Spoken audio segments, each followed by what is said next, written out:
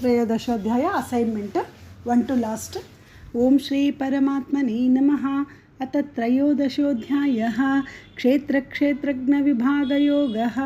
श्रीभगवानुवाच इदं शरीरं कौन्तेय क्षेत्रमित्यभिधीयते। एतद्यो वेत्ति तं प्राहुः क्षेत्रज्ञ इति तद्विदः। क्षेत्रज्ञं चापि मां विद्धि सर्वक्षेत्रेषु भारत।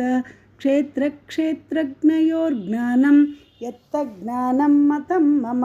तत्क्षेत्रं यच्छया दृक्चा यद्विकारि यतश्च यत् स च यो यत्प्रभावश्च तत्समासेन मे शृणु।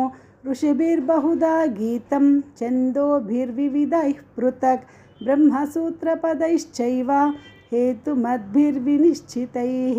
महाभूतान्यहङ्कारो बुद्धिरव्यक्तमेव च इन्द्रियाणि दशैकं च पञ्चचेन्द्रियगोचराः। इच्छाद्वेषः सुखं दुःखं सङ्गातश्चेतनाधृतिः। एतत् क्षेत्रं समासेन सविकारमुदाहृतम्।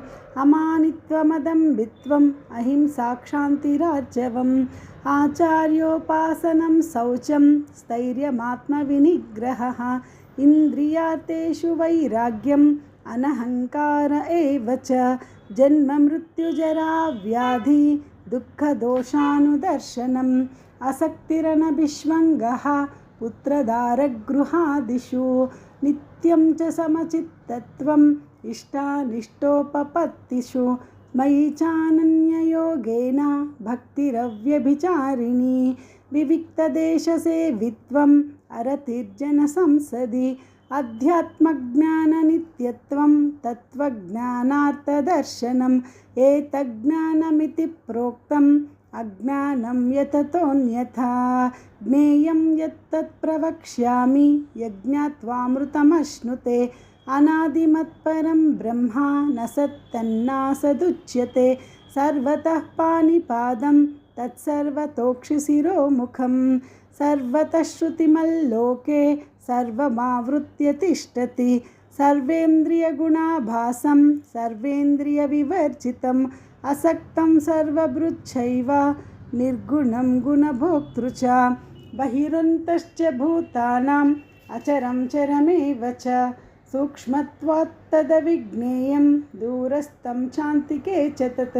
अविभक्तं च भूतेषु विभक्तमिव च स्थितं भूतभर्तृ च तज्ज्ञेयं ग्रसिष्णुप्रभविष्णु च। ज्योतिषामपि तज्ज्योतिः तमसः परमुच्यते। ज्ञानं ज्ञेयं ज्ञानगम्यं हृदि सर्वस्य विष्ठितम् इति क्षेत्रं तथा ज्ञानं ज्ञेयं चोक्तं समासतः। मद्भक्तये तद्विज्ञाय मद्भावायोपपद्यते। प्रकृतिं पुरुषं चैव विद्यनादि उभावपि विकारांश्च गुणांश्चैव विद्धि प्रकृतिसम्भवान्। कार्यकरणकर्तृत्वे हेतुः प्रकृतिरुच्यते। पुरुषः सुखदुःखानां भोक्तृत्वे हेतुरुच्यते। पुरुषः प्रकृतिस्थो हि भुङ्क्ते प्रकृतिजान् गुणान्। कारणं गुणसङ्गोऽस्य सदसद्यो निजन्मसु उपद्रष्ट्वानुमन्ता च भर्ता भोक्ता महेश्वरः। परमात्मेति चाप्युक्तो देहेऽस्मिन् पुरुषः परः। य एवं वेत्ति पुरुषं प्रकृतिं च गुणैः सह सर्वथा वर्तमानोऽपि न स भूयोऽपि जायते। ध्यानेनात्मनि पश्यन्ति केचिदात्मानमात्मना अन्ये साङ्ख्येन योगेन कर्मयोगेन चापरे। अन्ये त्वेवमजानन्तः श्रुत्वान्येभ्य उपासते। तेऽपि चातितरं तेव मृत्युं श्रुतिपरायणाः। यावत् सञ्जायते किञ्चित् सत्त्वं स्थावरजङ्गमं क्षेत्रक्षेत्रज्ञसंयोगात् तद्विद्धि भरतर्षभ।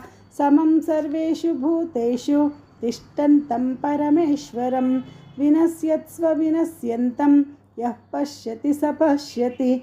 समं पश्यन् हि सर्वत्र समवस्थितमीश्वरं न हि नस्त्यात्मना ब्रह्मात्मानं ततो याति परां गतिं प्रकृत्यैव च कर्माणि क्रियमाणानि सर्वशः यः पश्यति ततात्मानम् अकर्तारं स पश्यति यदा भूतपृथग्भावम् एकस्तमनुपश्यति तत एव च विस्तारं ब्रह्म सम्पद्यते तदा अनादित्वान् निर्गुणत्वात् परमात्मायमव्ययः शरीरस्थोऽपि कौन्तेय न करोति न लिप्यते यथा सर्वगतं सौक्ष्म्यात् आकाशं नोपलिप्यते सर्वत्रावस्थितो देहे तथात्मानोपलिप्यते यथा प्रकाशयत्येकः कृत्स्नं लोकमिमं रविः क्षेत्रं क्षेत्री तथा कृत्स्नं प्रकाशयति भारत